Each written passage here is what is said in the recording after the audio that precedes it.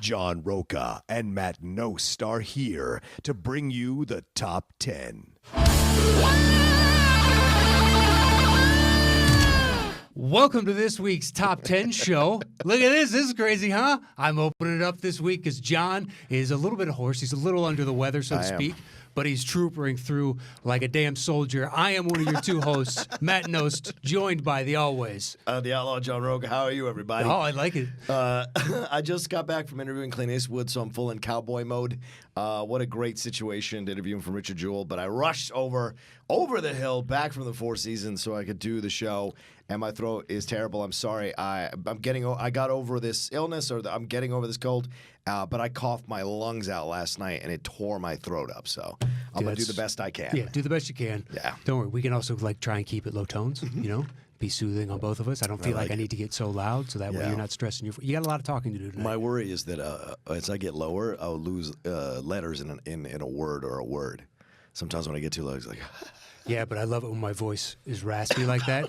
Because it so rarely happens. Like you wake up from back in the day, a night of drinking, and I used to smoke too. And it's just a full pack and a half night plus a ton of beers, and you wake up and just like the smoothest R&B bass line singer. For that first 4 hours, you're like, I wish this would just stay all the time.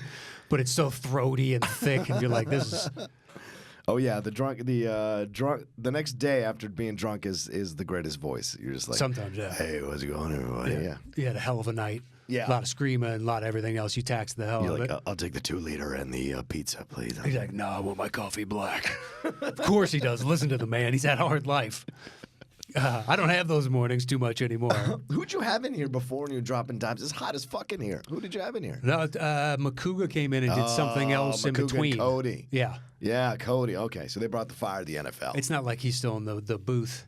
No, you know what I mean? no. So we can say whatever we want about him. Yeah, Cody only starts us off, then he leaves.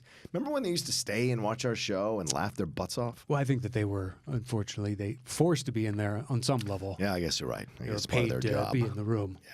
But we made their job fun. I feel like we did. Yeah. That's all I know. Anyway, so how are you, man? How are things? What's going on? I'm good. Holidays are coming way quicker than we anticipated. No so shit. it's just trying to get everything done in these last 2.5 weeks before a big chunk of everybody I know is going to be gone, and et cetera, et cetera, et cetera. It's like life shuts down on some level. LA gets crazy around the holidays, man. It gets crazy, and then it's dead. Well, last year was the first year I've been here at Christmas in a long time. It was pretty weird, right? It's totally dead. It's all the stuff that everybody says. It's like when you're here on Thanksgiving. But Christmas is even bigger. Mm-hmm. But yeah, nobody's from here, so the town shuts down. Yeah. And all industry stops basically calling out people for callbacks and all that stuff by the second week of December. Yep. Like you get those random late auditions going into, but everybody's kind of like, meh. Yeah. I've had some before where I had the callback while I was out of town. It's like, oh, the callback will be on the 27th. I'm like, nobody's going to be here. Why are you doing? I got chewed out once. I was on the mountain, at the top of the mountain, good cell reception. My phone starts buzzing because I have it hooked into speakers in my helmet. Yeah. Damn. Oh, it's not really. It's, dude, you buy the adapter, you put it in there. You take two of those, those old foam disky ones? Oh, yeah. So I bought the best version of those, and I took off the plastic strapping and then just put those in the ear muffs because they have flaps where you can unzipper it and you can buy their version, pay $180, $200 for it, or you can get something that's equivalent. For $17 and just do it yourself. Wow. Okay. But I got a phone call at the top of the mountain, and I was like, hello? And it was my agent. And he was like, you have a call back today. I'm like, I told you 3 times before this I was leaving town. And I had booked 5 jobs in the past 5 months with them. And I was like, I'm entitled to take time out. I told you I was going to be gone. Yeah. You work for me type of attitude, which I'm sure you've been through. Oh, yeah. Yeah. When you're starting out, unless you have a strong sense of self, agents know they can push you around or guilt you. Drive to everywhere. Frustrate. Yeah, right. Drive you. You get that 2 o'clock call for the 4 o'clock Santa Monica audition or 5 o'clock Santa, and you're like, oh, God damn it, crosstown traffic. You do it. But you do it because you want to show your agent that you're willing to put that extra effort in. But as you start booking things and you get more, you start to realize, wait, they think they can still use the same tactics on you over and over again. Yeah. And that's when you start to push back. You'd be like, no, I made you some goddamn money. Calm down. Yeah, when you get sent to crash auditions, but they've gone to the full digital system, so there is no crashing anymore. Oh, yeah. That happened to me a few times. Yeah.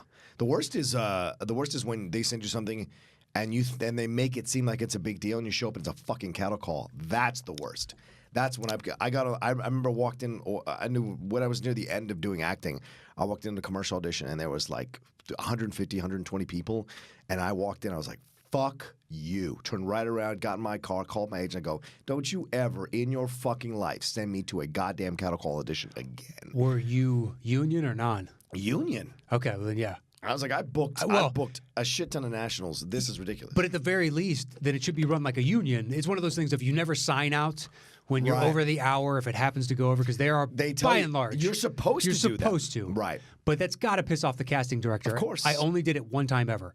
Because the callback was on a Saturday, and I had to be there at 10 a.m., and I sat there for 90 minutes, and the casting director, I liked the place, and I went there all the time, but it was somebody I never saw there, and he was an asshole, and I just walked out, I was like, you know what, fuck you, I'm signing out for the first time ever, and I've been on, I don't know how many hundreds of auditions and callbacks. Right. This is the only time he's ever had, but I couldn't wait to go union. Yeah. As soon as I got my second job and I could afford it, boom, there's your dues. I'm not going to any more non-union bullshit ever again. It was worth it, and I didn't care that took away, at that time, like half my auditions. I was like, I don't care. Yeah. Because they don't give a flying F about your time. Oh, no, non-union don't give a shit about you. I have sat there, and that's what, we were talking about the eagerness before. Mm-hmm. I've sat at it before where I've been waiting for 2.5 hours. Yeah. And just waiting, and you're like, you can't get mad because you're like, look, I committed to doing this, so I'm just going to accept that this is happening. Right. And it gets done when it gets done. When I was doing voiceovers more consistently at William Morris, I was going in for auditions all the time, right? Same thing. Even though union doesn't matter, you would sit in the waiting room for 3 hours sometimes to do a voiceover audition. It's bananas. And the thing is, and this is not, I'm not trying to bash any of my fellow voiceover auditioners, but some people who do voiceover get super fucking anal about one word on the second page and the 7th paragraph down, and they just have to do multiple takes to get this right because they think if they get that one word right, it's going to book them the fucking job.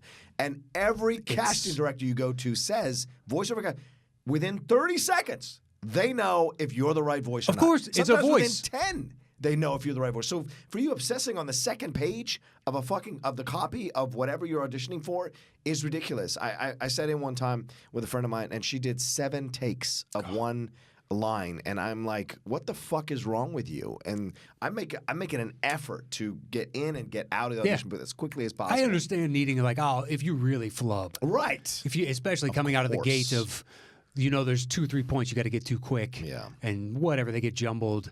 But so long as, the way I always did, I didn't do VOs, but you ever walk into an audition and it seemed to happen with insurance a lot, and you had to explain like umbrella coverage. I remember one where specifically you walked in, they didn't send a side before, but it was a union job. Yeah. But I had a full page written out on a board that I had to memorize as best, not memorize, but you need to sell this because you're looking straight down the barrel of the camera the whole time, breaking the fourth wall. So there is no looking to the side Brando style. And so I just break it down into an outline in my head and go, I'm not going to get all the words right, but I know I need to hit these complicated little, things, and I'll dance around. Right. And you flub up, but with VO, it's such the voice. That's all it is. You got to nail it within the first 10 to 30 seconds, or else they're not going to want you. Makes sense. And I was always blown away by that. That's why when I got my shit, I could audition at home. I auditioned at home.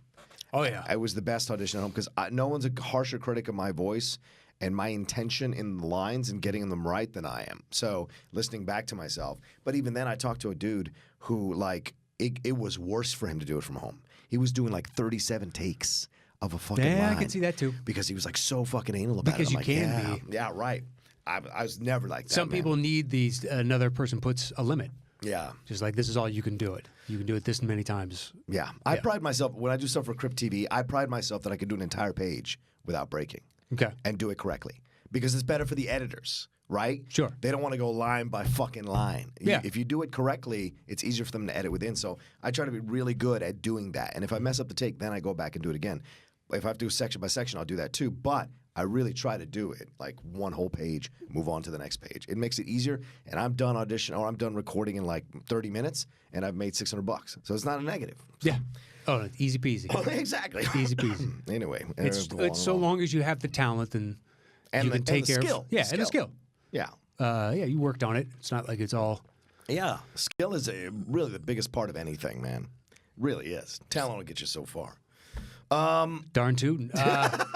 So we had trouble coming up with the topic for Jumanji this week. Just like we batted around a couple different ones. That's why you're looking at ensemble comedy, because we thought about doing ensemble action or a few other variations playing within, because that's been working well for us. We find these little interesting hooks. As opposed to just going, well, I can't do The Rock. Right. We didn't even discuss doing individual. I know. I always put that out of my head because you can't. He hasn't done enough movies that you've seen. I don't think you've even seen 10 movies of The Rock. No. Yeah. See, so we can't do it because yet. all the ones where it's just like, I went saw it because you enjoy that type of action film from him. That's fine. Right. I get the appeal of the guy. Yeah. He's never bad in these bad movies. No, he's not. Exactly. Yeah. He's always The Rock, and then sometimes The Rock's in a good movie. Right. That's how he exists in my head. There's always The Rock. It's inevitability of cinematic life at this point. I love it. Anyway, yeah, so we went with comedy ensemble for this one. Yeah. And it's a definition of what ensemble means to you. Yes. Two, because there is no set definition of what an ensemble is, technically. Right. I guess so. Ooh, well, look at you already creating the parameters to cheat around. It's not really cheat. There are some exceptions. But I weighted accordingly and had variations into, how I legislated this list. For me, if it was at least 4 or more, it's an ensemble. Okay. I'm a little bit more fungible on a couple movies. Fungible, you mean like smaller than 4? No, malleable. Oh, malleable. Okay. I tried to go with larger as best I could. Fair enough. But some was just like, okay, well, all the this, that's, and the others in this one are bouncing around. Yes, it's focused on maybe select individuals, but every person that comes in is fantastic, and you remember them just as well as that. Yeah. So that to me isn't, it's a division of if it's the guy singularly and all the other actors are like they're helping him along, right? As opposed to adding to and creating a fuller environment. It's like, well, to me, then it's all of their movie, on some level. That's a fair point. I'm not blaming the other actors in those movies. Just different directors and writers require different things to tell their story. Yeah. Some are better at it than others. But anyway, so that's how we did it. And once we set a topic, we go our individual ways and create personal top 10 lists. Show back up here. I do my bottom 3, he does his bottom 3, I do my next 2, he does his next 2, then we trade one apiece. Once we revealed our personal top 10 list, we create the shows between the two of us. Boom. Stumbled ever so slightly. Number 10 for me is Best in Show. Oh, good choice. Didn't make my list. Damn, Didn't make your list? That's a good choice. I've seen it a lot of times. Yeah. A lot of times. It's such a funny movie. It is. It's got all these little eccentric characters that in lesser hands would feel annoying. Yes. And in Chris Guest's, they're all kind of delicately balanced. They all have their own amount of screen time. Nobody really dominates. They just dance around in this weird little Westminster dog show wannabe people as they move up through the ranks, and that is a weird subculture. Everybody gets into random things in life, but having the best show dog? Yeah. Okay. It's an interesting. I like it because of what you get with the fact that as much as they make fun of people, and this is what is so great about Christopher Guest's movies, as much as he makes fun of people, he still reveres them or still has a certain level of respect for them because the caricatures are never without heart and never without some kind of vulnerability to them. Mm-hmm. And even if it's not spoken, sometimes it's just a shot where the camera hangs on the person after the interaction has happened. Sure. And they kind of like don't know what to do or don't know what to say or seem a little hurt but don't want to show it. Okay. And like, oh, wow, this is really cool. And so like Jennifer Coolidge and Jane Lynch when they're having their lesbian relationship with all of that, the old dude, like all of that. You flash over to, why am I got a blank on her name? The super uptight yuppie couple. I'll never remember his name. Yeah, Mary Louise Parker, is that what you're talking about? No. It's oh my God, she has not stopped work. It's another 3-parter, I believe. Oh, okay. Her name's another 3-parter? Okay. Yeah, I think so. Okay. Oh man. I'll look it up. That's going to drive me nuts. I apologize. My favorite sequence is I like the peanut, the chestnut, all kinds of nuts. As Chris Guest, that slow hound dog. Yeah. And he's got his... As long as he can go with those nuts, I was like surprised at how long he could go with that. It was one of the funniest things in the world. But you have like, Catherine...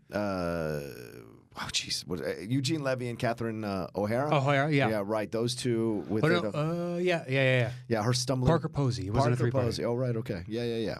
That's who I actually was thinking of, not Mary Louise Parker. Yeah. Parker It's Posey. the same. Yeah, It was the same roughly thing. Not really. No offense to you two fine actresses. They're both great. Who happen to be listening or watching. Yeah, right. Hey, listen, we got retweeted by Patrick Schwarzenegger. That's or right. Shriver, according to Twitter. That's true. The @ was Schwarzenegger, but the name on it, whatever. Yeah. Anyway, Yeah, that's yeah, neither here nor there. Thank you. I hope your Daniel-ism reel is good and does well. Yeah. I'm supposed to interview him maybe for the deep cut about it, so we'll see down the road. If he Cool. does. Yeah, we'll see. It's him and Sarandon and Robbins' kid. Is it Miles Robbins? Yeah, I think so. Yeah, it looks weird too. A cool little, different kind of weird film. So I'm excited for it. Don't know anything about it. I've just seen the poster. Yeah, it's That's like it. kind of like Mandy, the Nicolas Cage film. Okay. It's kind of had that vibe apparently. So Okay. I'm looking forward to that. What's your number 9? My number 9 is, wrong document. Okay, so here's one. Okay. 3 Amigos. Oh, okay. It does kind of primarily, but because El in the Guapo, title, yeah. it is. El Guapo and the villagers and whatnot, I'm going to count them as a 4th. Sure. And we get to a 4. Trust me, I looked at that and I was like, that's why it's 9. Yeah.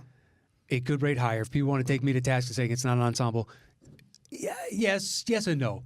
They do spend a lot of time in that movie interacting with all the different villagers and then El Guapo and all his guys and whatnot. And there are times when they're alone, but I would say the bulk of the movie is them interacting with other people. It's always them with it. Yeah. So I'm going to say it's a collaborative effort to make something that I think is a fantastic comedy. I hope people see it. It's ridiculous fun. It is.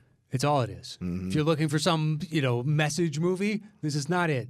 No. This is an interesting little. Oh, although I would say the song where they're singing to Martin Short, that's kind of a message. Well, they have a couple small, and the little guy standing up against. Yeah. Which is something that should resonate more with you. Yes, it does. So I just. So, fire, and they have to do this act out, and then Chevy Chase accidentally kills the invisible. The invisible singing man or whatever? Just ridiculousness left and right.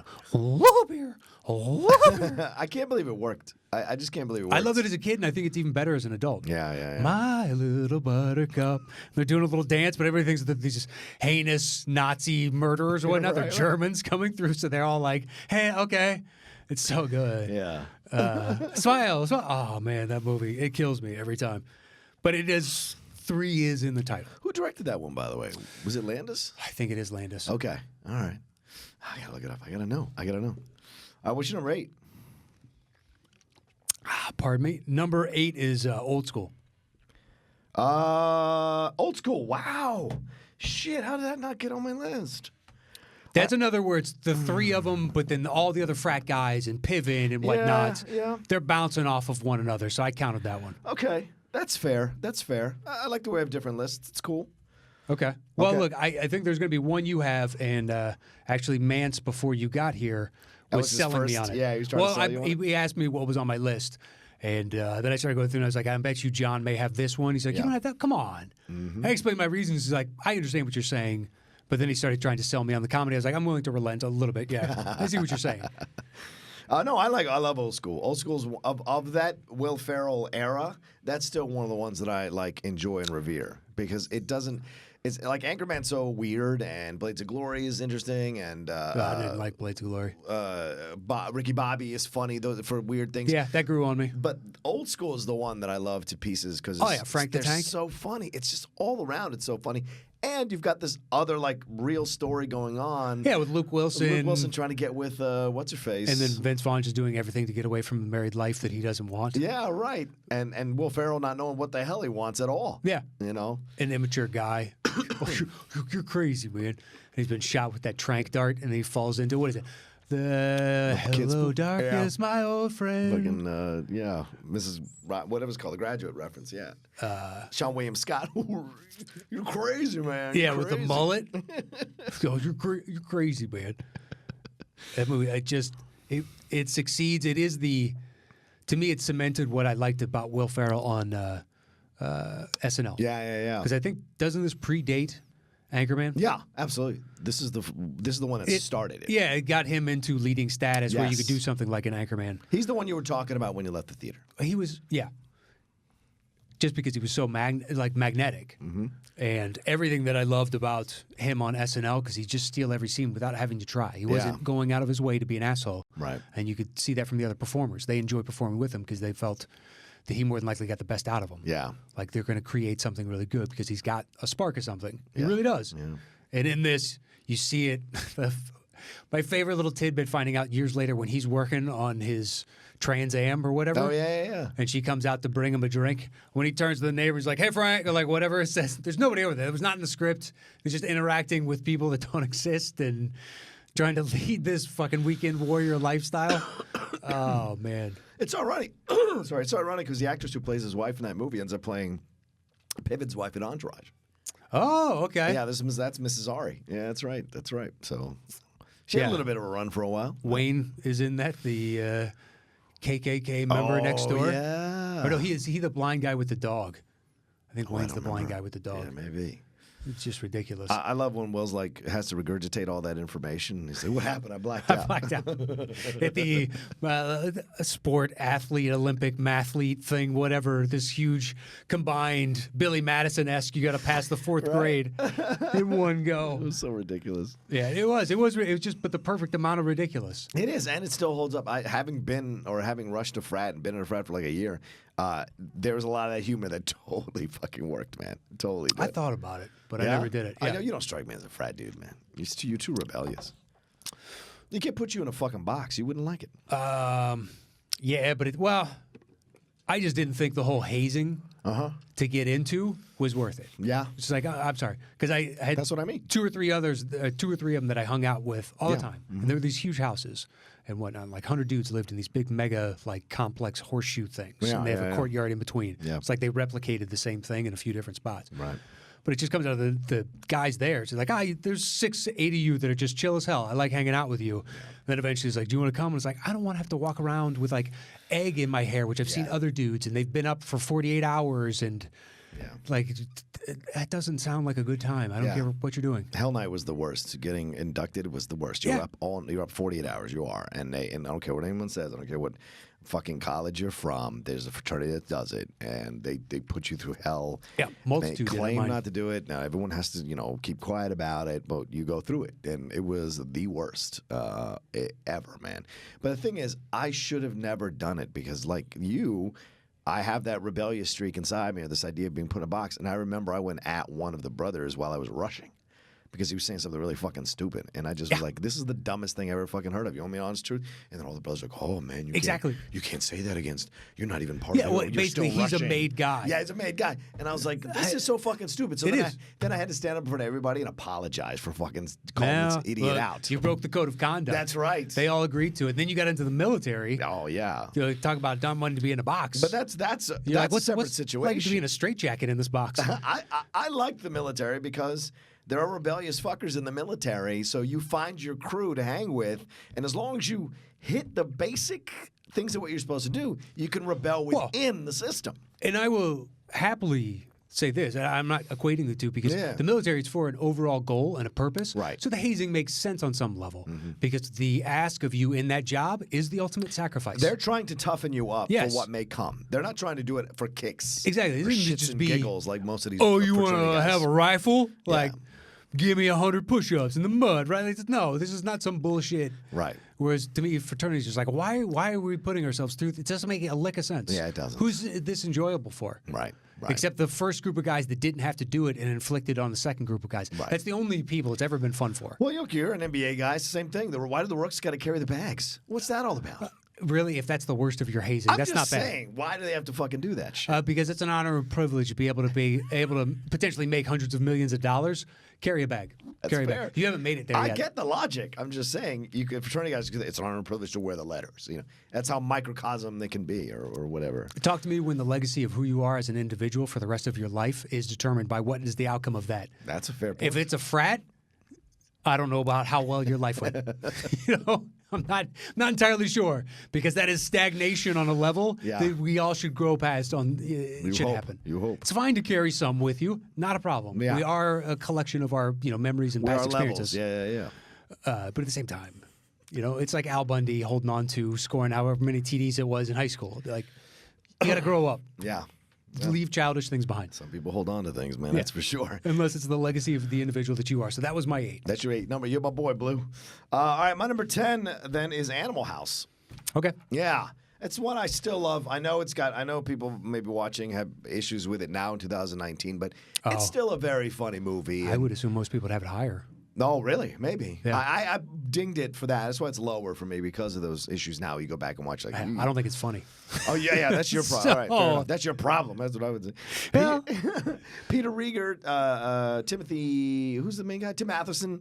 Oh yeah, yeah. later went on to Fletch fame, Fletch baby. fame, he did, That's right. I just saw He him did. on. Not that much later either, too. It was like No, 3 or not 4 that. years Just a ago. couple years. Yeah. Shit, what was he on the other day? Oh, I watched Madam Secretary with my wife. Oh yeah. That's one of her shows. So every once in a while, we're like, I'll watch that. Sure. Yeah. We got nothing. We got nothing right now. I wish I get into that, man. I want to get into it. It's fine. We'll see. I want to get It's into it. good for a procedural Yeah. CBS drama. We need one that we can just go back to all the time because like our British shit is all like 3 episodes Yeah. or whatever. So it's frustrating because it's over. We're the same way. Yeah. The Office has become that. We need to find something else. Okay. But Fair we've enough. done long. I can't get her to do a long run of Cheers. She said she's not interested. Mm-hmm. And I was like, well, if you're not going to want to do that, you don't want to do Frasier. Because I've never seen the full run of Frasier. yeah, I've never seen the Frasier's full run of great. Cheers. I've seen most of them. Yeah. But there's got to be ones I've missed. I'm sure. Because I just watched them because they were on repeat or I saw them at the time. Right. We watched West Wing. Yeah. That's good. Yeah. We tried Succession. She was out 30 minutes into the first episode. I liked it. I think I didn't like Okay. anybody for episodes on that. And I stuck with it going, it has to be too good. Yeah, that's her issue. She doesn't like anybody. She doesn't give a fuck about anybody No, on they're that all show. So, terrible. Yeah. And if somehow the writing becomes so good that they warm to you, and now you accept them for their terrible nature. Right. It's really interesting. It's turned into must-see TV for me. This Nice. past season was I heard it's incredible. really good. I turned her on to The Crown, finally. That's good. She watched season 3 with me. Yeah, same thing. Those 10 episodes. You Yep. barrel through it. That's right. You barrel through. We did it in 2 days. Done. Yeah. It's We tried frustrating. to. I'd stop her at some points, but we're not watching them because we don't have anything else. You're scared. So let's go and watch. We've gone back for like season 1 of Great British. Oh, yeah, the Bake Off. Yeah, the Bake Off. I've seen like season 3 through everything else, Yes. but 1 and 2 we haven't, so we watched a few of those. Bro, she hooked me onto that shit. I had no idea what that was. I know That's good people stuff. had talked about it. So we started when the new cast came in, the new 2, the dude and Oh the yeah, woman. we talked about this Yeah, a few months ago. Yeah. Okay, yeah. So, but it's fantastic. Now I'll come into the living room and she's watching an episode from the first season or the second season. Yeah. I'm not like that. I can watch a movie a million times, but I can't go back and watch TV shows episodes a million times. That's very rare for me. I rarely do that. Yeah. Usually it's something like Deadwood for me. Yeah, I'm not even that. And you know I love Deadwood to pieces. Yeah. It's not even that for me. It's like I will put on a movie way quicker than I'll put on a Season TV show. 1 of Rome, I can watch that. It's a good season. It is, and it's interesting. I got to turn her on to that. She's never seen that. I got to turn her on to that. A lot of British Second people come out. season falls apart a little bit because they tried to shoved cram it. too much Yeah. into it. Yep, agreed. Anyway, Animal House, Tim Matheson, Peter Riegert, whoever the guy who plays Niedermeyer, John Belushi, all those national Kevin Bacon. Lampoon- Kevin Bacon is in this thing. Dean Wormer, Bruce McGill, who does Bruce McGill, yeah, who does good for you. D-Day. Good pull. All those guys are in that damn thing. Oh, and Karen Allen or Nancy Allen, right from Raiders. She's in it. What's his name that goes on to Amadeus? Do you already say his Oh name? yeah, Tom Holtz. Tom Holtz. Right. There you go. And Stephen Furst, who plays Flounder. So it's a big ensemble of people. It's huge. And crazy stuff they get into, very funny stuff they get into. It's one of the best soundtracks that had come out in the 70s, in my opinion. And it was a blast. So I know maybe some people have troubles with it now, but I liked it. All right, my number 9 is the Royal Tenenbaums. Okay. Yeah. I thought about it, but I couldn't do it. It's my favorite ensemble from a Wes Anderson movie. Okay. I don't have any because I struggle to. I like them. Yeah? I don't know if I go back to ever watch the quirkiness again type of thing. Oh, wow. Rushmore, yeah. I've seen that a bunch of times. Rushmore's great. Yeah, But yeah. it's not that big enough to be an ensemble. This one is the one that's grown on me over the years. Okay. Like when I first watched it, I was like, "Oh, this is cool." I didn't think twice about it.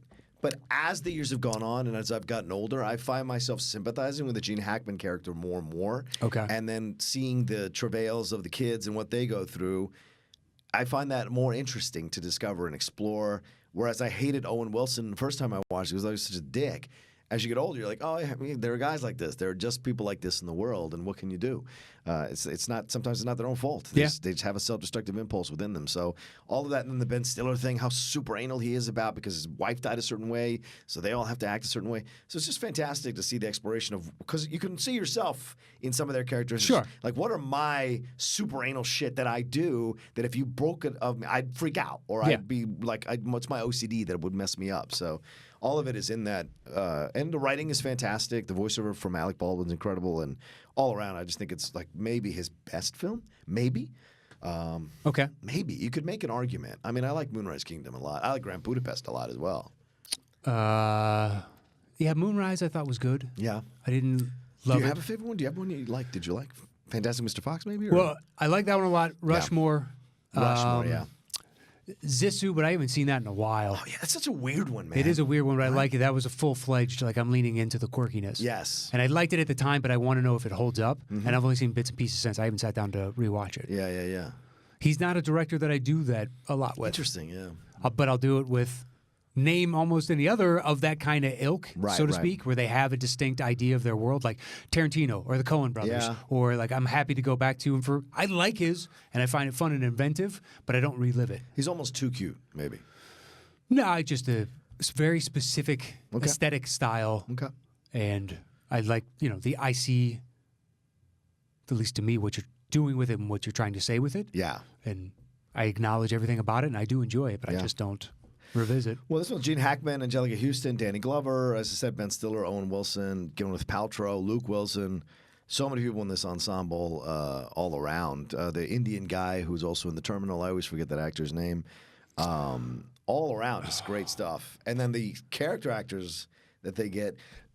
Oh, Bill Murray's in this. Yeah. And then Bill Murray's like nerdy the fucking therapist, isn't he? Yeah, therapist with Paltrow. But Bill Murray's nerdy fucking assistant who's constantly following him around, recording everything. That guy too. So he just fills his movies with interesting actors doing interesting things. And so I like Tenenbaums there. My number 8 is A Fish Called Wanda. Okay. It was a close cut. Yeah? Yeah. All right. This is one I still go back to because of the Monty Python vibe of it with John Cleese. But you have Jamie Lee Curtis, you have Kevin Kline, you have Michael Palin, you have the British dude who's the main guy of the crew trying to steal the line. I know. I can't remember what his name is, but yeah. Knock off Charles Bronson. Yeah, but kinda. doesn't have the musculature type of thing. It's like, I don't know, but the English version. Yeah. So he looks like what is it? The Good Friday, the Bob Hoskins. So like Bob Hoskins' lieutenant is what he looks like. Yeah. Like somebody's not quite a boss, but he's close. We're gonna get the Jews. But I really, this is one that still works for me. Very funny. The physical comedy's funny. The dogs, what they go through is funny to me still. John Cleese's when he's going to Kevin Kline, going, "Kick your hide real good," all that, and then he starts, and then Kevin Kline the stutter. The stutter thing is just making fun genius. of Ken. Ken. Him going against Michael Palin, isn't it? Yeah. When I was a kid, I didn't understand. I didn't like the character, but now that I know his breadth of work, and you go back and watch it, and you're like, "What a character!" Yeah. Somebody with just a vicious stutter, and I mean, Klein is so good, man. He came out of the gate just crushing from day one. Yeah.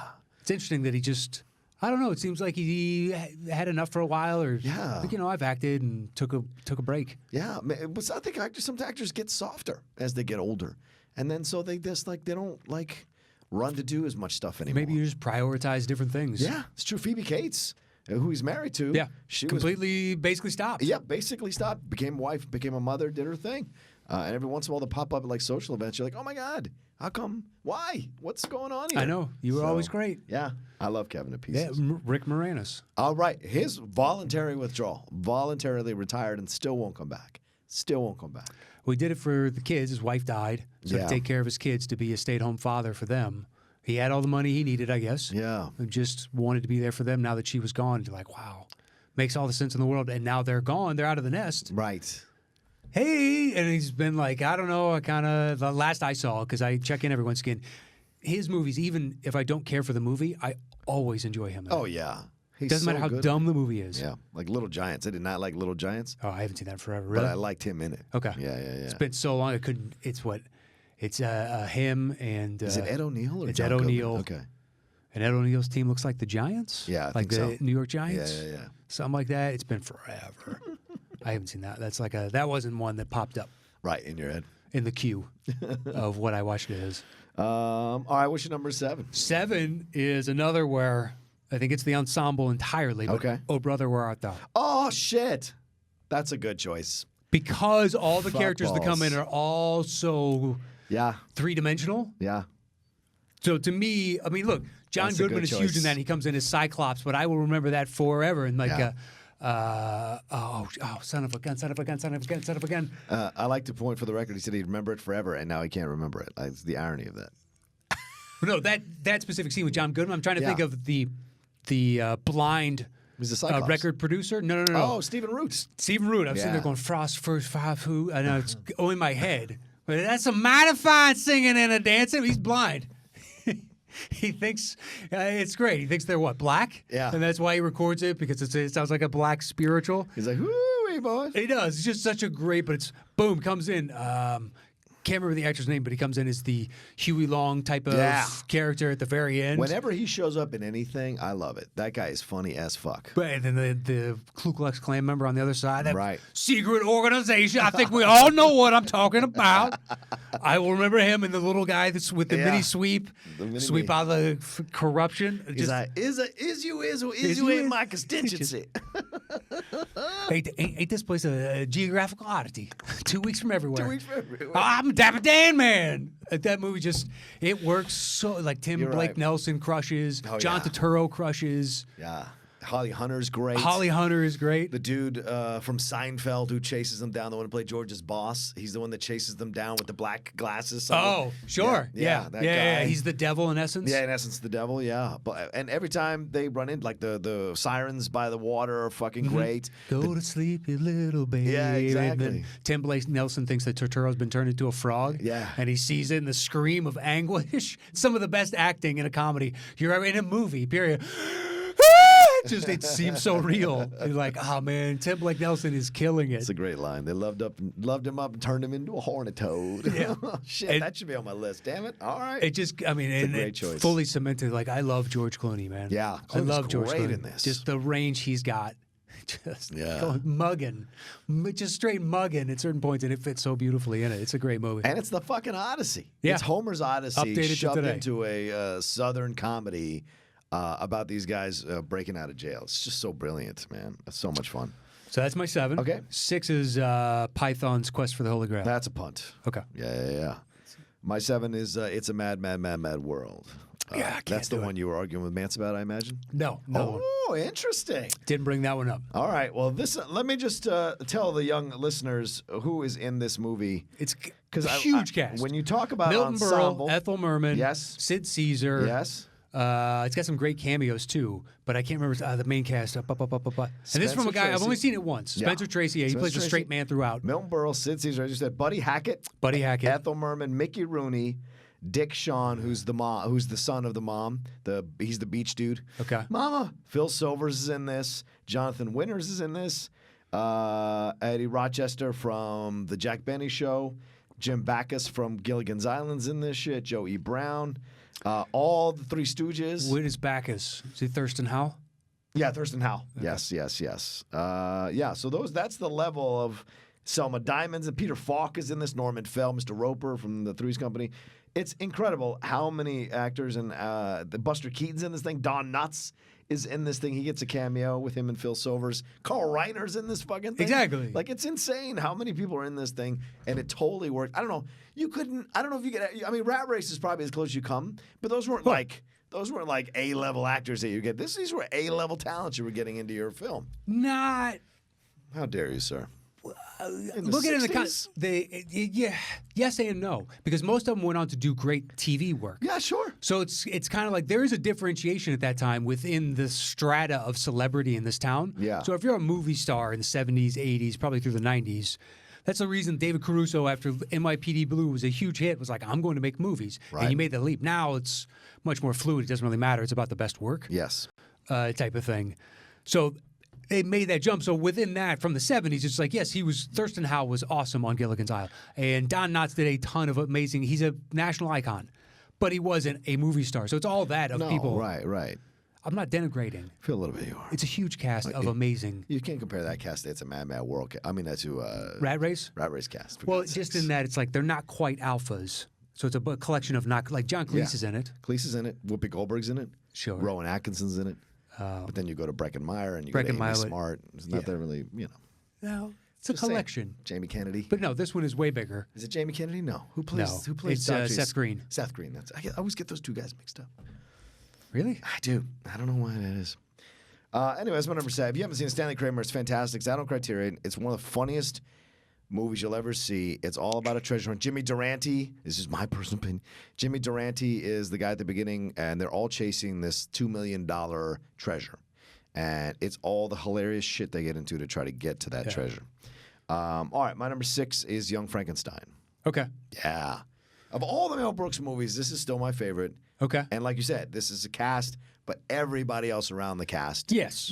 lifts up the cast and makes it an ensemble piece. But it's a small ensemble cast. I'm not denigrating. So each one of those people that comes in, like Gene Hackman, is very memorable in that tiny, tiny, tiny little part. Yeah. And I would count him in the collection of the definition you're talking about. It's all these rich characters. Yeah. So they all have to be good if they're going to be memorable for these small parts. Right, exactly. And, the guy that comes in who tells him about his father, that's a really funny thing at the moment. The old dude who gets the needle in his leg and all of it. Like all these little things, or gets kicked in the balls, like all these little things are super funny to build everything up. But you have Gene Wilder, Terry Garr, Cloris Leachman, Kenneth Mars, I think, is the guy who can't stop doing the Hitler salute. And did I say Marty Feldman already? I'm sure I did. Yeah. Maybe. I don't think so, but maybe. Yeah, and then you have all these people that come in, all the villagers, all the things that happen are just really, really funny to uplift. And Peter Boyle, of course. Peter Boyle is the monster putting on the Ritz. So to me, it's a great ensemble of talent, and it's incredibly funny. Oh, and Madeline Kahn, for shit's sake. How can I forget the late, great Madeline Kahn? Rolling in the Hay. Oh, Isn't that one in this? Rolling in the hay. I love her line. She's like, when he finishes having sex with her, he's like, 5 or 6 quick ones, and you're off with the boys. Well, you better keep your mouth shut. All of it. Just so incredibly funny. And it's set in the time of those old Frank Whale Universal Pictures monster movies. And it's a parody, but it also totally respects the material it's parodying and actually finds moments of real emotion within it. Gene Wilder, when he is freaking out about the fact that he's failed at it, you're just like, oh my God, like he's really invested in his shit. Sure. So it's just a fantastic movie overall. It makes me laugh every single time. All right, what's your number 5? 5 is Office Space. Oh, nice choice. Not on your list? No. Interesting. Don't count it as an ensemble? I don't think it's that. I think it's fun. I don't think it's that fun. I don't think it's that level of funny for me that as these other ones are. I just don't. It's Okay. I just much like a number of other movies. Even if certain aspects of it don't ring true, others do. Yeah. So you figure that the collective, this has resonated with every person on some level, whatever the scene is. Yeah. Over and over and over again. Like I've never been in an office where receptionist keeps picking up and has the same high-pitched delivery on 5 words. Like, thanks for calling Initech. Please hold. Thanks for calling, whatever she says over and over. If you sat close enough to that. I've never experienced that, but I can only imagine like all the frustration. I have. And just the day-to-day doldrums. Yeah. Yeah, I've never worked in an office like that. I know. It's not your jam. No, I've just always, I've chosen to work elsewhere my entire life. Yep. I was thinking about that the other day. It's like the fact that I haven't had a 9 to 5, and it's been so long. Yeah. So long. I wouldn't mind like a noon to 7, noon to 8. I'm fine with that. Yeah. It's the 9 to or 8 to be like, guys, why are we doing this? What's the rush? What sense? Exactly. Life is fleeting. This is all going to end for us. Why not enjoy it? We can still do the same amount of work. Like 12 to 8 actually works because then you have the morning to work out or do whatever. Yeah. Slowly wake up. Exactly. Get into work. You work till 8. You still have the rest of the night. Still have the full night, even if it's like 11 to 7. Yeah. Fine. It gets me out of there a little bit earlier. I'm eating by 8 o'clock. Yeah. Like sit back, relax, chill, but I don't have to get up super early. Yeah. I just ease into my day a little bit better. 12 to 8. I like 12 Yeah. to 8. I'm working to the same exact hours. Yeah. But instead, I'm not, because I'm not a morning person. So the idea of consistently getting up, like it drives me nuts after a while. Yeah, I understand. I just don't, I don't fall asleep until late. Yeah. Doesn't matter what I have to do the next day. I'm not falling asleep before 2 o'clock. It's not happening. My body keeps falling asleep at 10 nowadays. It's terrible. Yeah, so does Catherine's. I'm right in front of the TV. Like also. 9:15, 9:30 some nights. Just nodding off. Out. I'm like, all right, babe. You want me to carry you upstairs? That's funny. Lindley goes, get off the couch. Go to bed. Go to bed right now. I will join you in an hour or two. She likes to stay up. But she is terrible to wake up in the morning. Oh, my God. She is. I'm good about that. It's 10 alarms. 10 fucking alarms. It's constant snooze. That's what Catherine does. Oh, drives me insane. She's like, yeah, I know I have like 6 snoozes. And I'm like, why? Yeah. In what world does that make sense? Because those little bursts of time, at least for me, is not good sleep. I agree. It's just the constant fear of like, oh, this thing's about to go off again. This thing's about to, you don't feel like you slept at all. Yeah. Yeah. I don't know how you do that. The mental thing about To it. each their own, though. It works for the two of them. It does. Yeah. For whatever reason. They prefer that. It's madness. Starting your day with anxiety. Anxiety and judgment. No, thank you. But Office Space is what? Peter Gall? No, wait. What's the guy's name? I always forget his name. The main dude. Livingston. Sean? No. That's the football It's player. a basketball player. Or basketball player, sorry. I was thinking. Ron Livingston. Ron Livingston. Jennifer Aniston. The George Michael dude. The Indian gentleman. The Indian guy, yeah. Gary Cole. Gary Cole, right. John McGinley. Or John McGinley. I was about to say Ted McGinley. That's not right. Yeah, John McGinley. John McGinley. And the dude who invents the hot... No, then the... He had Jump to Conclusions. He's just conclusions guy. Great character actor. It's got a bunch of solid character actors. It does. All through The Office. The other auditor with McGinley. Yeah, the great, dude with the great glasses. actor. Yeah, very funny guy. It is over and over and over again. Although, and Judge himself is the manager over at Flingers or whatever it's called. That's right. Yeah, that's the required amount of flair. The other guy, though, we never saw him again, did we? The other waiter. No, I don't think so. You would think with the number of eyeballs that saw that. Yeah. Because then there was like the O-face guy. I know he worked again. Oh. The guy's a lawyer that they ask about, and he's like, "No, I've got a couple white, criminal, whatever. Right. This type of prison. I've seen that guy again." Well, Everybody else. Stephen Root. Stephen Root, Who plays the Red Stapler guy, yeah. That was great. He's great in that. Yeah, once again, he's never Unrecognizable, man. over and over and over again. He's so good. I saw him he's in Bombshell. Oh yeah, He plays a lawyer, and he's got a whole thing going on, and I'm like, well, I've never seen you wear things like this. This is fucking cool. So sweet. He's great at character actor, man. All right, before we jump into my five, should we take a break for this sponsors? Great job remembering that, and because I have it written down and still skipped right over it. Not even kidding. So yeah, let's take a quick break and hear from our sponsor. Cool. All right, well, we are back. Can I step out and blow my nose real quick? Come we keep going? Can you vamp? Yeah, I come I back? can vamp, or we can edit it out, but I can vamp. It's not that big a deal. As John steps out, look, I think we can all admit he is soldiering through this quite handily, guys. It's been pretty impressive because his voice is a raspy. How are we out there? Gearing up for the holidays. So, Houston, we are just waiting on one piece of paper. That's it. This is an update I feel like I should have. That's the only sentence I said. Oh, good. Houston. I didn't say anything else because I saw you coming back in. I was like, all right, I'll go say this now. We're waiting on one piece of paper. What are we doing with London? Are we waiting to the end to announce that? London, we are waiting on a piece of paper. Oh! That's it. So I sent back. Welcome. You guys wanted the real show on camera. This is the real show on camera. Dig it. I think they could hear it in your voice. You've earned some, is that unsweetened? Unsweetened. There you go. I like to sweeten it, but not when I'm sick or not feeling well. Yeah, I like to do it myself. That's for sure. I never drink sweetened tea. When I was a kid, I loved it. Mm-hmm. Because I only got it when I visited my family in the South. Oh, yeah. And my great-grandma used to make it in this punch bowl, and she put in 4 full cups of sugar. Wow. Yeah. Holy shit. My mom said she would watch her make it over the years and just shake her head. And then we would run up and be like, man, this tea is delicious because you got the caffeine plus the sugar. I loved it. Oh, it's that much sugar. It's just delicious. But no, I can't. I like it, plain, or I used to drink it with a couple Splenda or a couple Sweet and Low when I was a kid. But that's what I do now. 1 sweet and low, 1 equal. That's how I combine it. I never dug equal. Well, you got to combine it with the sweet and low. Okay. It takes the edge off. Well, Sweet and Low has such a distinct artificial flavor, but that's what I grew up with, so that's what I knew. I haven't had it.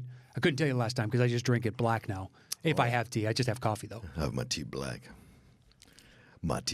All right, my number 5 is Caddyshack. That is a punt. Wow. That is a punt. Glad to hear that. All right, which number 4? My 4 is, so this could be the biggest where you could fight me. Okay. And The Big Lebowski. That's my number 4. Okay. I had it higher on my original. I was like, I thought it was going to be number 1. It was originally when I typed this out. That's an ensemble, bud. What's the fight you want? Well, because it is so specifically from his perspective. Oh, sure, but the movie is everyone. Jeff Bridges, John Goodman, Steve Buscemi, Philip Seymour Hoffman, the dude who plays Lebowski, Julianne Moore, John Turturro, Tara Reid, Flea, Stormari. They're all. It's an ensemble piece. All right, then that's my number 1, and we should hold that. I went back and forth, and I was Are like, you punting? yes, we're punting. All right. Well, what are we going to do? My number 4 about. Okay, so then what's your number 3? My 3 is, or my number 4 then, actually, sorry. technically, is this is Spinal Tap.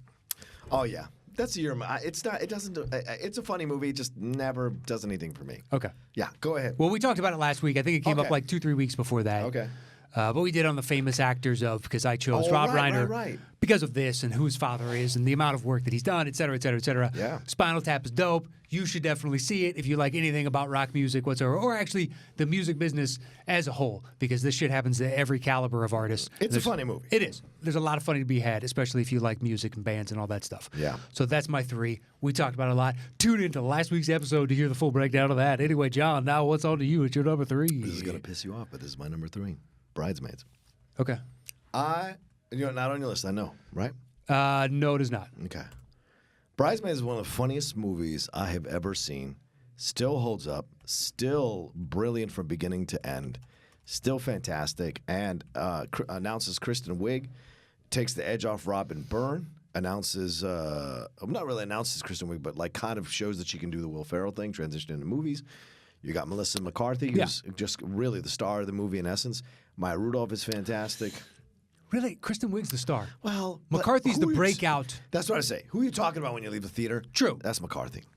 Yeah, but it was billed as this is a Kristen Wiig and other comedic actresses leading it. So I think of it as a Kristen Wiig movie with enough. a bunch of other. It is an ensemble, though. You're 100% right. Wendy McClendon Covey. Except from Reno 911? Yes. And she's great. Ellie Kemper from The Office. Sure.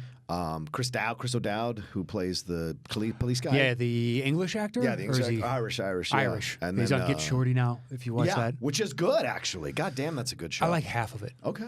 And I stopped watching it because of that. Half of the season or the Half first? of every story, because I like him in Hollywood. Yeah. And I hate I don't mind the mob kingpin, the woman. Okay. But her son or whatever. Oh, yeah. All his storylines just drive me nuts of his ineptitude and whatnot. I understand why he's there, because he helps push the dread element that you need. You need to walk that line. Yeah.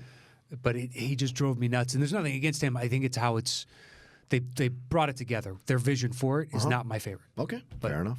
It's got a hell of a following. It does. It does. Who else is the other? Oh, John Hamm's in it, of course. Yeah.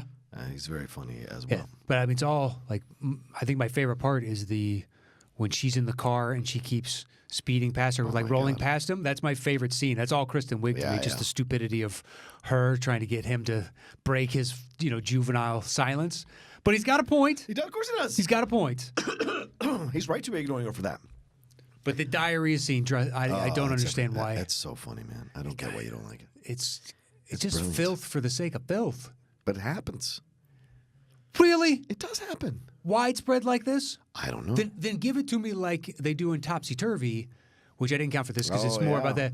But they have the bad oysters and they have to excuse themselves and whatnot. We don't see them go in and turn into a piss and shit factory because there's really no need for that. That's not that kind of film. True. But Bridesmaids, if you exclude that, the rest of it isn't so raunchy. It isn't. Exactly. Had it been like that throughout, then it'd just be like, well, that was part of the color of the movie. Right. But I thought that was a nice element of it because I think what women try to do with comedy, I'm going to be careful what I'm going to say here, but what I think women strive to do with comedy is to have a distinct voice about their point of view on things, but also still throw in the universal human things that people go through. Sure. Everybody has had those moments where they've eaten something like, oh shit, I got to go. So to make it everybody. It also showed how everybody can deal with that situation. All these different characters and different type of people. Melissa just goes right in the fucking sink. Maya tries to hold on as much as possible. Maya's the saving grace to me of that, of her just slowly getting lower and lower and knowing that she has this canopy. That I'm fine with. McCarthy dropping trowel and just going, homeless. But that's her character. With fucking cholera all over the sink. It's like, why do I need to see that? In what world is that genuinely funny to me? Well, I don't know what to tell you. It's funny to a lot of people.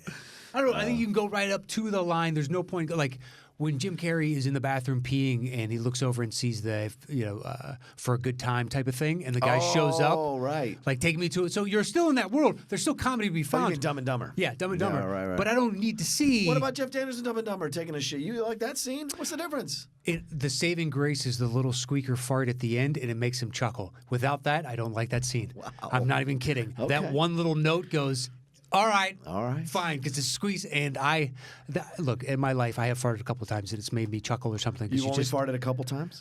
To make me chuckle? Oh, okay. Where Fair you enough. let it in, you're like, kind of like, I didn't laugh like that, but there have been a couple times where like, didn't expect that. It makes you giggle a little bit. You haven't had that by yourself? Like you're just kind of walking around the house, one comes out, you're like, oh, hey, that was harder than I was expecting. Yeah, that's fair.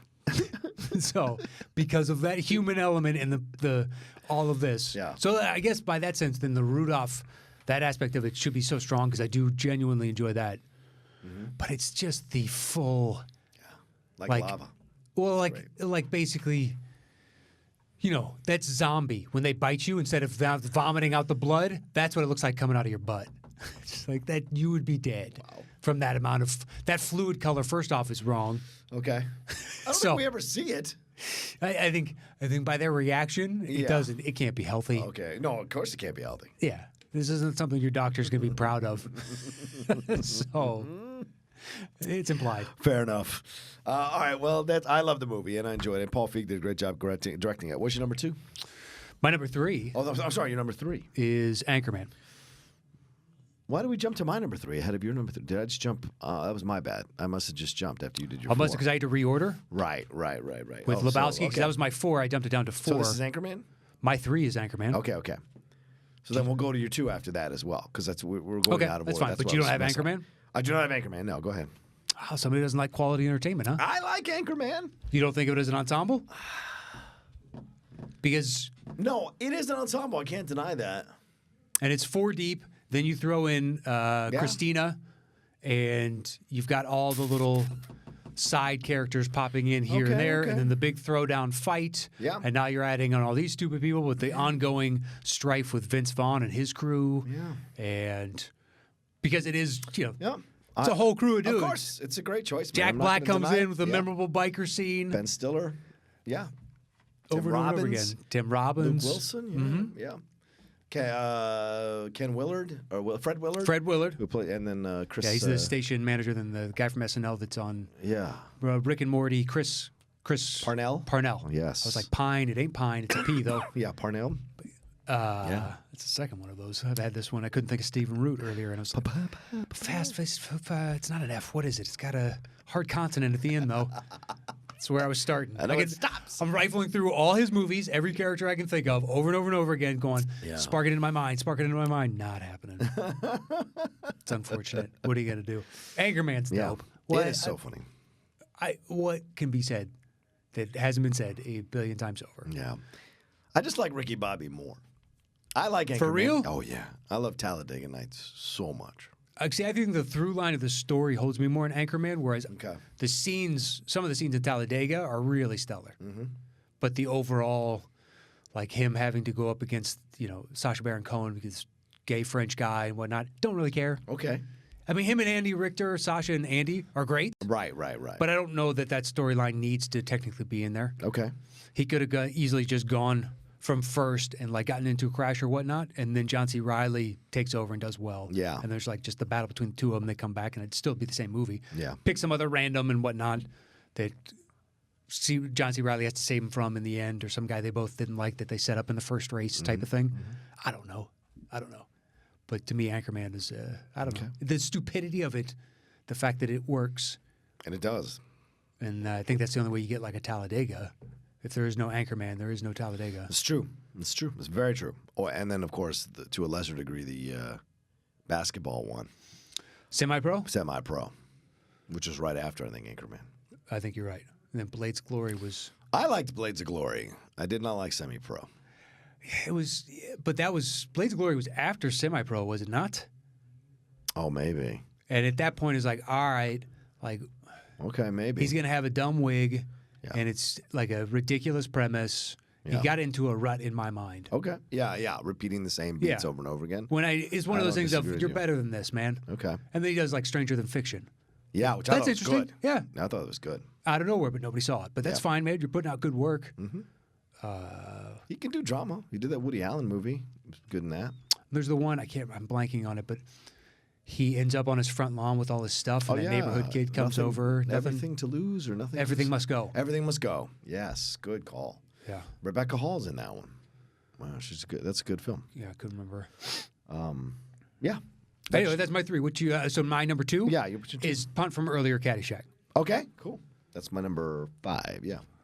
Correct. Just an all-timer. Just an all-timer. Everybody dance. Talk about a movie that doesn't work and yet works. It has no business working.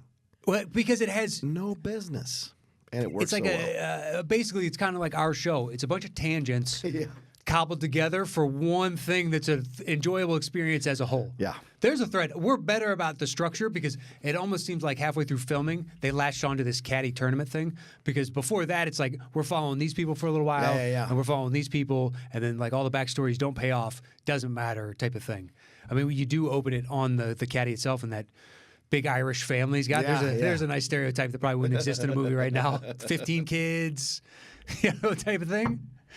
Although he ends up with a girl that's is she more Irish? She's more Irish than he is, yeah. But she's full on from Ireland. I believe that's what that accent is. I don't know if she ever did anything after that. She was good. Yeah, she was good. I don't know why she didn't. Danny. Yeah. You don't have to win the caddy tournament, Donnie. Yeah, it's full. It's thick. Yeah. And then the Italian dude with the sleeveless shirt, like standard stereotypical Perfect Italian, could be Puerto Rican kid. Yeah.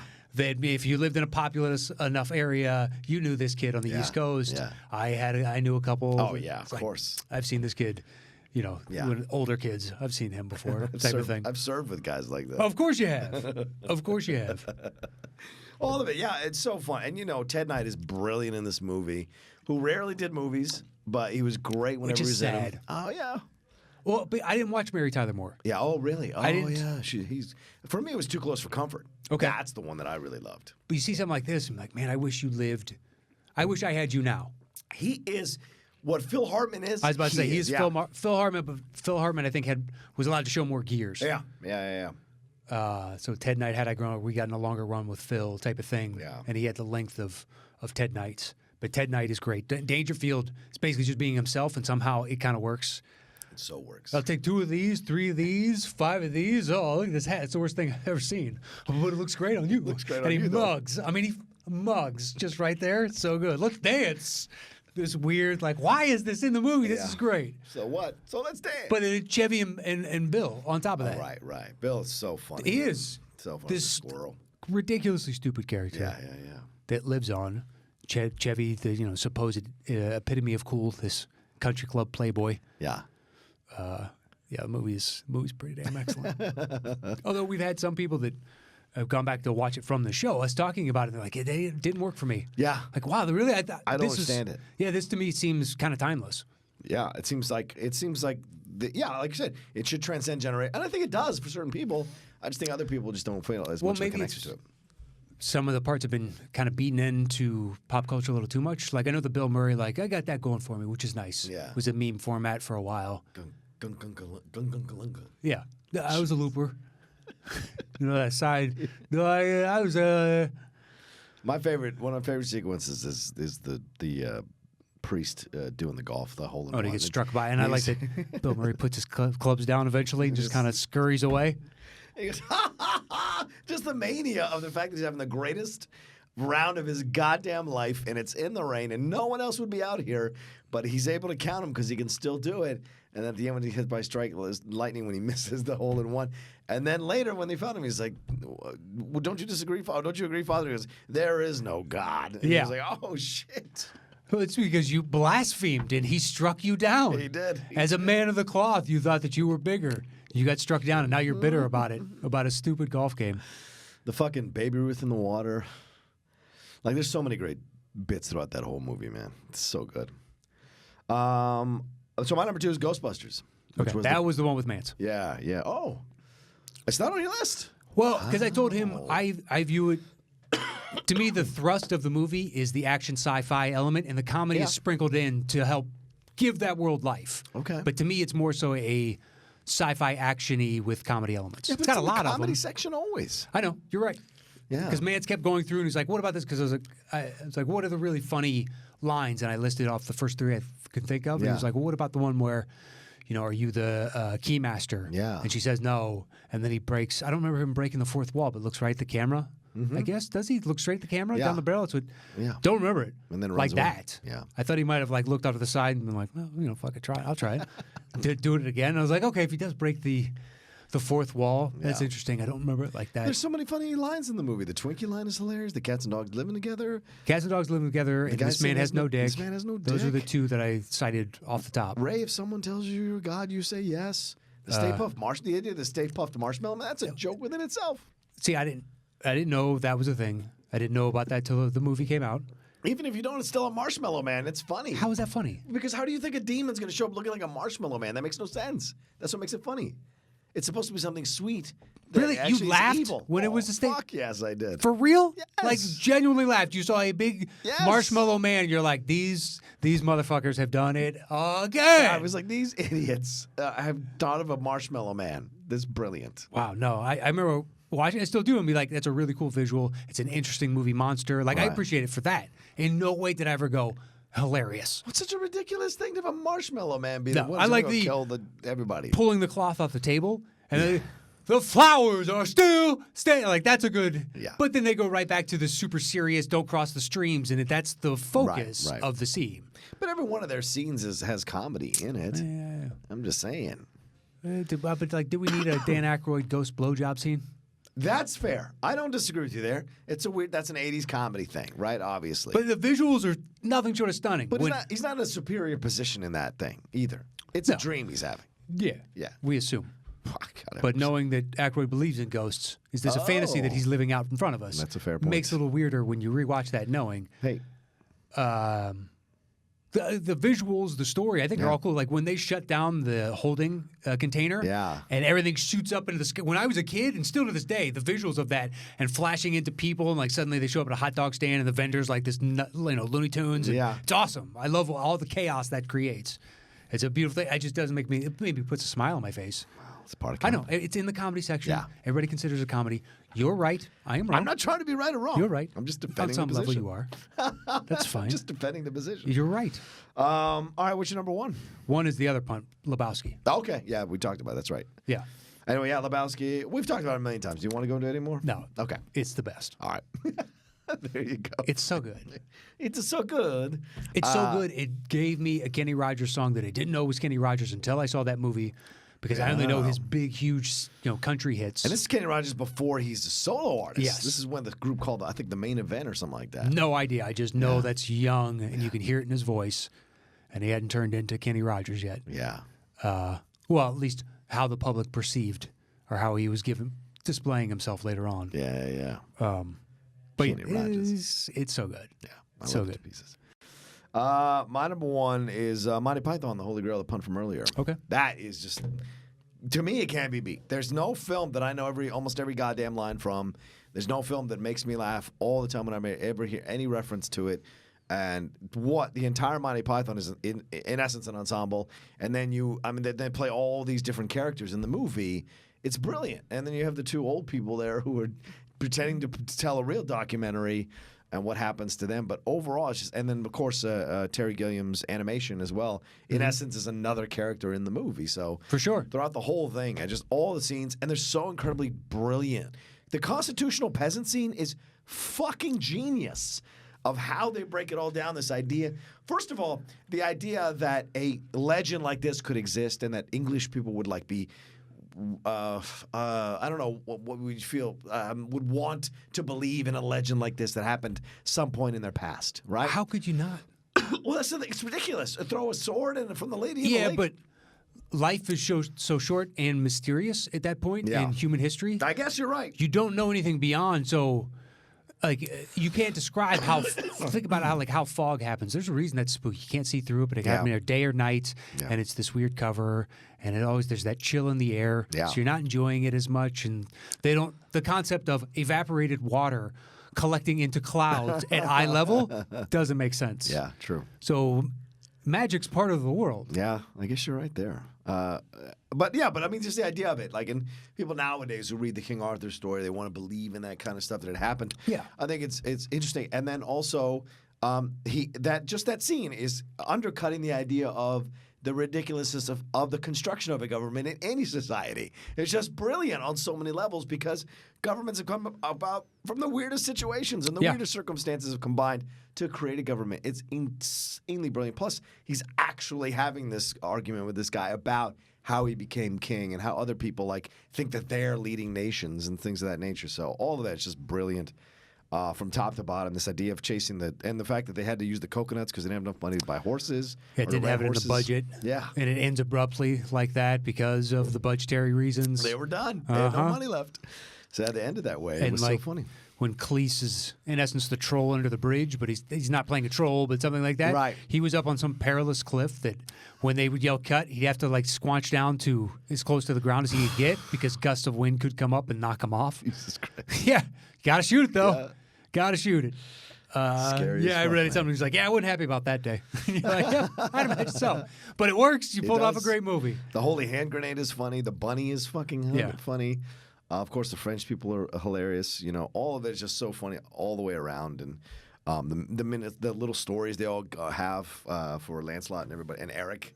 Was it no? What's the name of the weak one? The weak What, the frail anemic? Yeah. Prince? Wasn't he a prince? Is that the guy you're talking about? Not the woman, the Eric Idle, and he's playing that knight who is like always running I can't away. Remember. Yeah. Bravely ran away. Oh, I forget. Jesus, how could I forget it? Oh, well. Sir Robin. Brave Sir Robin. Okay. That's it. He bravely ran away. Did you ever see Spamalot? No, I never did. Me either. Yeah. I don't go to that many. Same. Yeah. I would go to more. I just Yeah. don't ever think about it. I think if I lived in New York, I would totally go. But because I don't, True. I always think of the touring companies as lesser than the originals, so I don't always go. Yeah. You never know, though. You Yeah. get lucky. I got certainly seen Chicago twice with a touring company. It was fantastic both times. So you're probably right. All right. Well, maybe when we may or may not be in London. Oh! At some point, you can go down to the West End. I went and saw a play last time. Yeah. I might do it again, if we hypothetically end up in, say, London of all cities. Yeah. And, Houston, if you had a thriving scene, we may do that as well. They certainly have a thriving food scene. That's Yes, for sure. there you go. That's what I've heard. Certainly. Stay on the lookout for that. Yeah. We've got some announcements coming down the pike. But anyway, that's... Oh, I'm sorry. Do you want to handle this with... No. That's our individual lists Yeah. for we best gotta- ensemble comedies. Should we read them off to help it easier for Adam and Cody to do the graphics? That we will. All right. At number 10, I've got Best in Show. 9 is Three Amigos. 8 is Old School. 7 is Oh Brother, Where Art Thou? 6 is Monty Python and the Quest for the Holy Grail. Then I have a space and say, take ad break, and forgot to do that. And it literally stopped my list right in the middle, and I glanced right over it.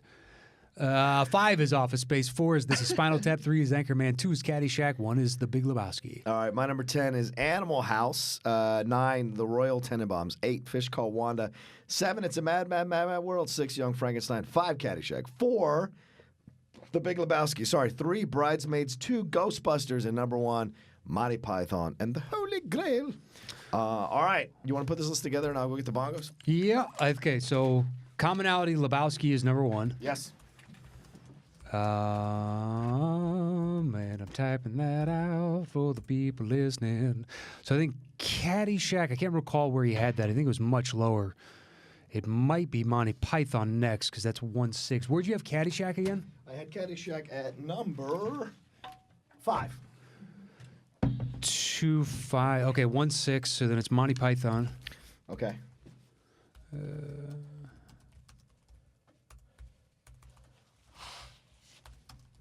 Hey. And then Caddyshack. 4. What else do we? I don't think we have another thing in common. Do we have Lebowski already on there? Yep. Okay. That ends up as number 1, then Monty Python, Okay. and then Caddyshack, and then I think we're out of commonality. Are Yeah. we not? All right. Ghostbusters, no. Bridesmaids, no.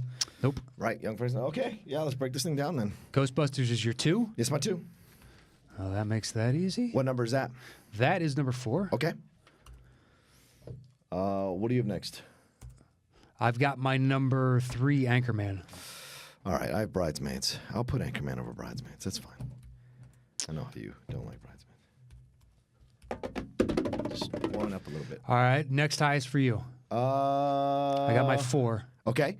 I have my 4 as well. Oh, no. Big Lebowski. Where to put it? So your 4 goes. All right, this is Spinal Tap. What's your next highest? I got 5. My next highest is number 6. All right, I got Office Space at 5. Because we put Caddyshack on, right? Correct. All right. What's your 6? 6 was Young Frankenstein. All right, and I got my 7. Okay. What I do you got got? my 7 as well. I got Oh Brother. I got It's a Mad, Mad, Mad, Mad World. I mean, to me it's clear, but I do have the coin. Oh, my God. Well, I don't. Is it for the last spot? Yeah, it's for the last spot. Oh, I got to do the coin. Okay. Do you have the coin? You flipped this time. I flipped last time. I don't want any kind of bone of contention. Bone of contention. Here we go. Here comes the coin for the people on video. You can't see that because it's too far away. All right. Randomizer. Well, you didn't like my song? No, I liked it. That face does not indicate Because I like. was tense about how you're going to flip it. Beautiful flip and Batman. God damn it. Woo! How dare you? You know, It's a shame. it's really not. Should have put it higher. Should have put it higher. Oh, well. There we go. That's it. All right. All right. Let's count this thing down. The top 10 ensembles in a comedy. Yeah. At number 10. Oh, brother, where art thou? At number 9. Young Frankenstein. At number 8. Office Space. At number 7. This is Spinal Tap. At number 6. Bridesmaids. At number 5. Anchorman. At number 4. Ghostbusters. At number 3. Caddyshack. At number 2. Monty Python and the Holy Grail. And our number 1 comedy ensemble movie is. The Big Lebowski. Hey, man, There that's it just is. like your opinion, dude. All right. There it is. That did is it. the show. Yeah. Yeah, please be on the lookout very soon for announcements from us. Yeah. Seriously, we're just waiting on 2 emails. Yep. That is it. London, get ready. That's all we're going to tell you. And Houston. I would And say Houston. Houston even more so. Houston, get ready even earlier than London. Yes. Let's get real. It's coming. And then Toronto, we move on after you, and then we got to start setting up cities after that. But we got the holidays to get Ghana? through. We got Ghana. We got Wichita, Kansas. I don't actually. Someone pointed out a long time ago that is a server hub, so that's why there's so much representation within the download That list. show to Wichita, and like 5 people come out. Dude, Tell us a joke. we goddamn. wheel in the servers, and then we just somehow hook in a live feed. I Boom. like that. I like that. Done and done. Yeah, we will be out with more of that coming up soon. So please follow, go to facebook.com/groups/the top 10 show and hit us up over there, or go to @top10show on all spelled out on Twitter. Yeah. And join the conversation over there, or patreon.com/the top 10 with the number 10. Boom. You can contact us either of those 3 ways. And me personally, @MattKnost, You MattKnost. can follow me at The Roca Says on Twitter and on Instagram. And if you want to be part of our Patreon, right, www.patreon.com/the top 10, number 10 there. Go see all the multiple levels you can donate or help to support the show, rather, and see what you can participate in and what you get in exchange for your support of the show. You know, we got relists, you can participate in, we've got Topic Thunder, you can send in your topics for us to talk about, all those things that we got going on. So, and we're always opening the door for more and more things, so please do that.